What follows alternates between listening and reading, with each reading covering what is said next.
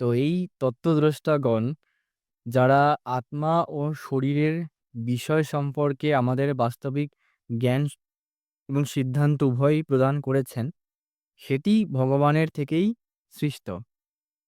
তো এবারে দ্বিতীয় অধ্যায়ের শ্লোক ১৭-তে ভগবান শ্রীকৃষ্ণ আত্মা সম্পর্কে কি ব্যাখ্যা করছেন সেটাই আজকে আমরা জেনে নেব।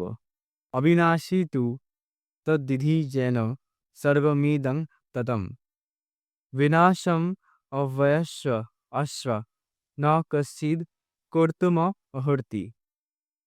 যা সমগ্র দেহে পরিব্যাপ্ত হয়ে রয়েছে তাকে তুমি অবিনাশী বলে জানবে। সেই অব্যয় আত্মাকে কেউ বিনাশ করতে সক্ষম নয়। তো এই শ্লোকে ভগবান শ্রীকৃষ্ণ স্পষ্টত ব্যাখ্যা করছেন যে যা আমাদের সমগ্র শরীরে পরিব্যাপ্ত রয়েছে সেটি হচ্ছে অবিনাশী আত্মা।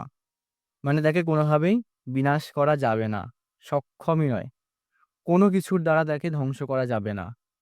তো আত্মাই হচ্ছে শাশ্বত, সনাতন ও স্বতন্ত্র, যা পূর্ব বহুকাল ধরে চলে আসছে এবং আজও রয়েছে, ভবিষ্যতেও এর কোনো অস্তিত্ব যাবে না।